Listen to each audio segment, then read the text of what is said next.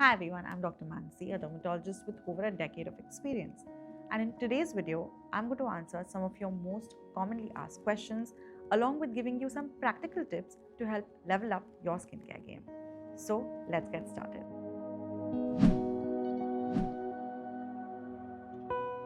Starting with, what is the best routine for my skin type?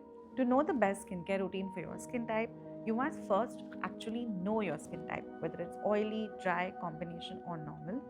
Remember that sensitive skin and acne prone skin are not skin types, they're skin conditions.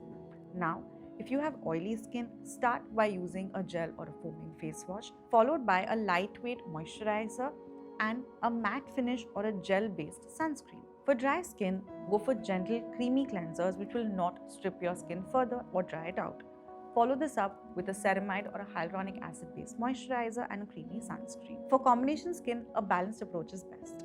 Go for a gel based face wash followed by a lotion based moisturizer and another hydrating lotion based sunscreen. If you have sensitive skin, opt for products that are fragrance free and alcohol free to avoid any irritation. And if you have acne prone skin, go for non comedogenic formulations. Question 2.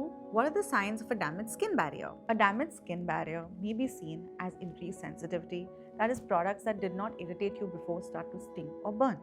It may also be seen as increased dryness, roughness, tightness, or flakiness even after applying moisturizer. Lastly, your skin may appear dehydrated and dull and lack its usual glow. It may even have redness or bumps. If you have a damaged skin barrier, applying products with ceramides or hyaluronic acid will help to strengthen and reinforce it. This is extremely common. Is toner really necessary? Now, toners have come a long way from their alcohol-laden, astringent ancestors. A good toner can help to soothe, hydrate, and balance your skin's pH. They can also help prep your skin so that the next ingredient can penetrate better. It's important to choose your toner wisely according to your skin type and skin's needs. If you have oily skin, you can go for a toner with niacinamide to help regulate sebum production. And if you have dry skin, you can go for a toner with hyaluronic acid or even ceramides or peptides to help hydrate your skin further. Moving on, how to fade acne scars. Now, acne scars can be stubborn, but with the right treatment, we can minimize their appearance. Use ingredients like retinoids, vitamin C, or even glycolic acid to help stimulate collagen production. Along with this, glycolic acid will also help in resurfacing your skin, making it look more even. Using ingredients like niacinamide and vitamin C can also help in reducing the redness and pigmentation. All of these ingredients take many months to show improvements, so consistency is key. Remember to also apply sunscreen regularly to avoid any further pigmentation. But if your acne scars are extremely stubborn, you might want to consider visiting a dermatologist to get professional treatments done, such as chemical peels, microneedling, or even lasers. Question 5. How often should I exfoliate? Exfoliation is extremely important to remove dead skin cells, but it's important not to overdo it.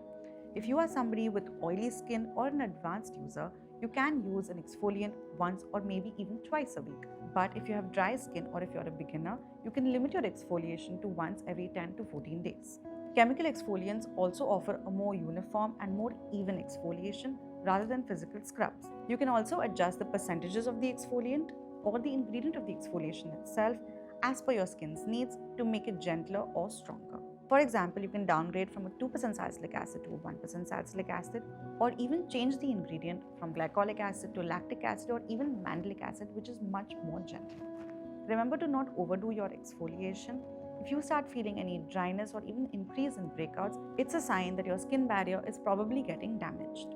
And the last one, do I really need both day and night creams? So here's the difference. Day creams are usually lighter and contain antioxidants and may even contain UV filters to give you sun protection, along with shielding you from environmental damage. Night creams, on the other hand, are richer and may contain ingredients like retinoids, which are best used at night. While you do not need a separate day and a night cream, using them will help you maximize the efficiency of your skincare routine. However, you can just use different serums in the day and at night, along with the same moisturizing cream as well. And there you have it, answers to some of the most common skincare questions. But remember that everyone's skin is different, so you must take the time to understand what works best for you. If you enjoyed this video, don't forget to give it a thumbs up and subscribe to SSBeauty for more expert tips and tricks. And if you have any tip of your own that you'd want us to know, drop it in the comments and let's keep this conversation going.